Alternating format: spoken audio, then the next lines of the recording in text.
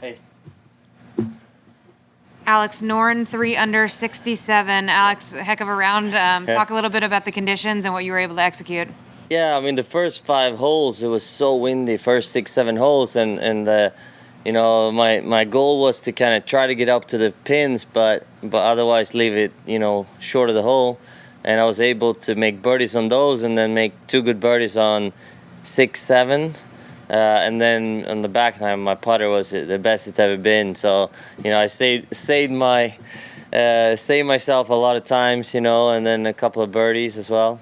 A question here from the Cisco WebEx. You have a pretty new relationship with your caddy, Austin. What was it like working with him on that kind of round? Yeah, it's good. I mean, he doesn't read my putts, so I can't give him any credit for that. But no, he's good. I mean, we get along well, and give me the stuff I need, and he was good. He wanted me to, maybe play a few other shots than I tried to. It would have been good to listen to him there, but overall, it worked well today. Yeah. How does 67 compare, the 67 today, among the best rounds you've played? I mean, I suspect that will be the lowest round of the day, maybe by multiple shots. Yeah, so starting out, it felt like it was going to be the toughest day ever on a golf course, with pretty strong winds on the first 6, 7 holes. Then it got a little bit easier, but the pins are still tricked up, and I mean, I putted my life out. So,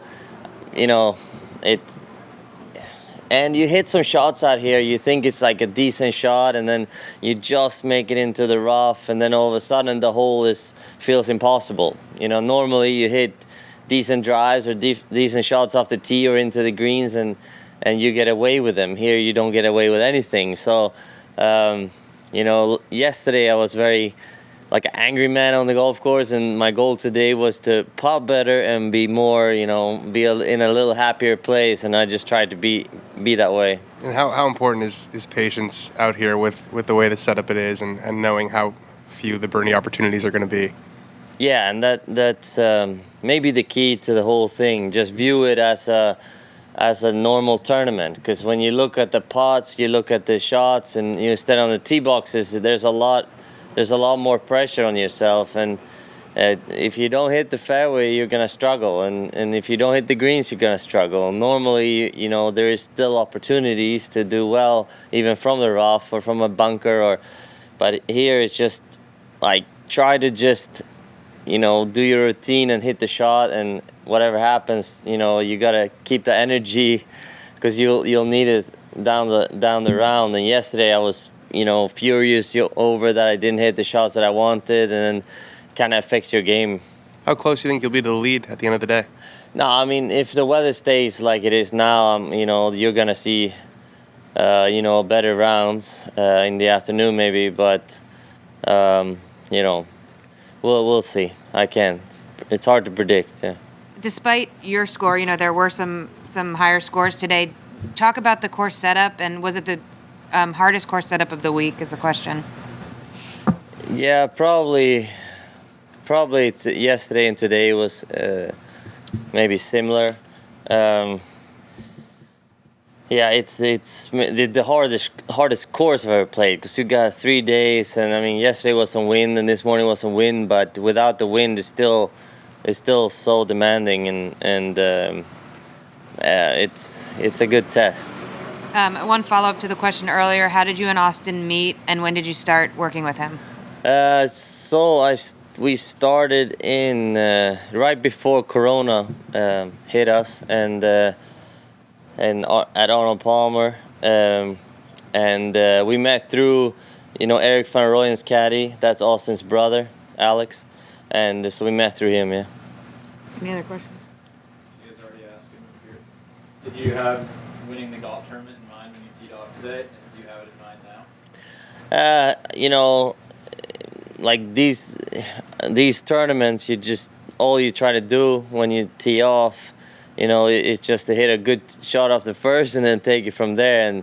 And the older I get, the more so is how everybody does it, kind of, because it's you don't really think about winning until maybe you have the chance to win. So I'm just trying to hit good shots, trying to warm up and do everything I can to just be in the best possible shape I can be golf wise. Yeah. Been a tough couple years after the Ryder Cup. Yeah. I'm just wondering, you seem to be playing better now. What's changed since then, and what led to that difficult period? Yeah, I mean, I had was better.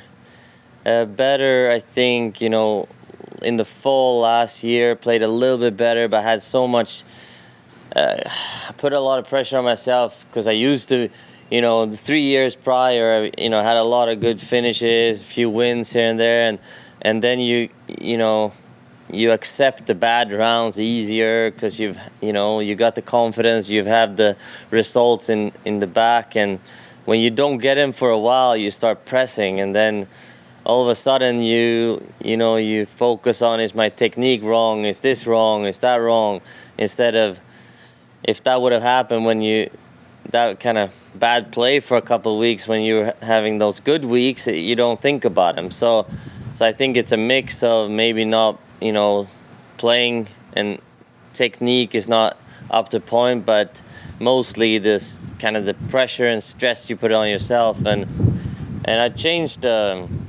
like the last kind of 2-3 months. I changed a little bit how I practice, and I practice more on the golf course at home, trying not to be on the driving range, trying to work on maybe situations more than a specific look of the swing. So a lot more on the course, and then kind of frees up my game. I don't look at my swing on a video camera, don't analyze. Just if the shots are good enough, I'm happy. If they're not, I go out and work on them. So you never look at your swing on video anymore? Not much. I try to ask my coach if he can, if it's good enough, and then if he says good enough, or if he says, you better get it a little bit more this way or that way, and we work on it. But I try not to look at it. Are you still doing the rehearsal? I do whatever is makes me better, and if it's that way, or I do whatever I can do to get a good feel over the ball. Thanks, Alex. Good playing today. Thank you.